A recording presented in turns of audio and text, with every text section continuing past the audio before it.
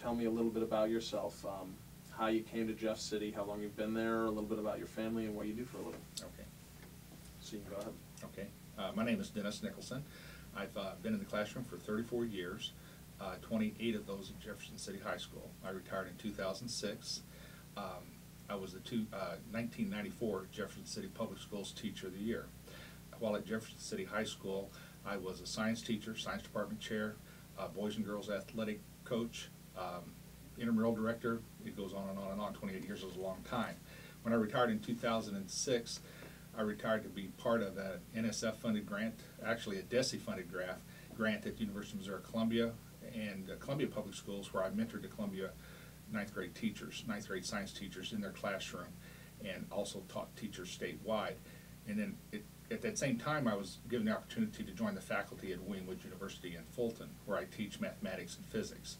And we've started our second grant beginning this summer, working with the Physics First program here at the University of Missouri Columbia. It'll be a 5-year project.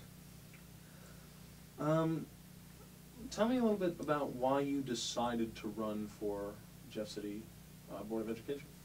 As a retired teacher, the Jeff City Public Schools have been very important to me, like I said, for the last really 30 years plus. And I just want to give something back to our community because they've been very special and important to me throughout my life. And I feel that I have a lot to offer because I have the insight of being still in the classroom every day.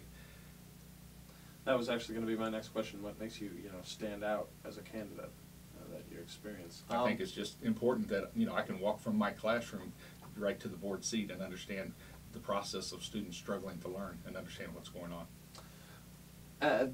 Sort of building off of that, and certainly with a background as a science teacher, you'll have a great insight into this. In August, recently they came out with ACT numbers from, I think, August of 2008 that showed that Missouri nationwide it's been struggling, but Missouri students are struggling in math and science. What can the school district do to better prepare students in those areas? One of the things that we're doing is like through the Physics First program, and as a matter of fact, Jefferson City is going to participate in the program this year. I told them I was going to retire as a coach mentor because of working full-time and helping to implement the program in a lot of other ways. But when I found out that Jefferson City was going to become part of the program, I told them that I would go ahead and work with the Jefferson City and Columbia teachers. Physics is a fundamental science, and it allows the students to develop those fundamentals in ninth grade so that they can build upon them. Biology is becoming more and more complicated. And so if they've got some of those fundamental ideas before they struggle with the biology ideas, it's going to help. And it just has more students taking that fundamental science. Yeah, I myself took physics third in high school. Mm-hmm. It was biology, chemistry, physics. That's typical. Yeah. The reason for that simply is that physics was the first science that was offered in the schools way back in the late 1800s, and then as we added more sciences, they became earlier and earlier. Instead of taking like plant science and horticulture and those things, we collected those things together and had them as biology. And biology, back when I had it, was a lot simpler science than it is today. We understand the biochemistry and the things happening in the cell, and we look at biology on a molecular level instead of the big picture, and so much more complicated, and you really need to take it later in your career. That doesn't mean that as a senior you're not ready to go back again and take like AP Physics or a dual credit physics course or something like that. Now let me ask this. Certainly a topic in just about every race that I'm covering is the budget, whether it's a school board race, a city council race, what have you. How will you approach, if elected, the budget in terms of possibly budget cuts? Well, Jefferson City has always been a very physically conservative community, and we're sitting in a very good position right now with the budget cuts that are coming statewide because we are not hold harmless anymore, but we still have a very large percentage of our budget that is local. There are decreases in our local revenue, but for the last few years we've been working on trying to cut down our reserves a little bit. We had a plan to cut down our reserves, and so we're still going to work through cutting them down in the near future, but it may be to meet our needs more than to implement new programs and things like that. But we're sitting for the next couple of years in very good financial situation. The future's still out there though, And so we need to be very, very conservative. As part of that effort, though, while being conservative, you know, obviously to be aware of, you don't know what's coming down the road, how do you still maintain and even enrich the curriculum at the schools? Programs that are effective, that we get our biggest bang for our buck. We've got a problem in Jefferson City primarily with our dropout and our graduation rate, and those are key factors that we need to work on.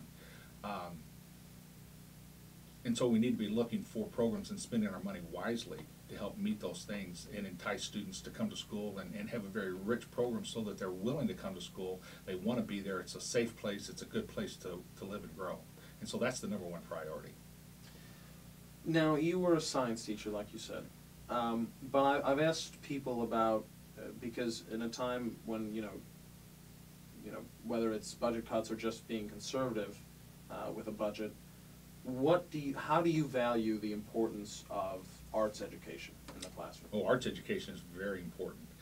My children were both in the music programs, and my son is a graphic design major now at William Woods University, and it's just, we need to educate the whole child, because different children, different students have different things that turn them on, that make them want to come to school and want to work.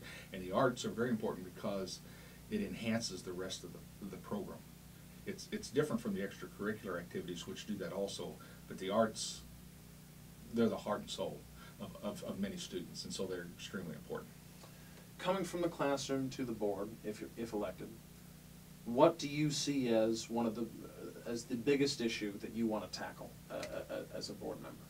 Primarily to maintain our high expectations that we have for both student achievement and student appropriate classroom behavior and behavior in the halls.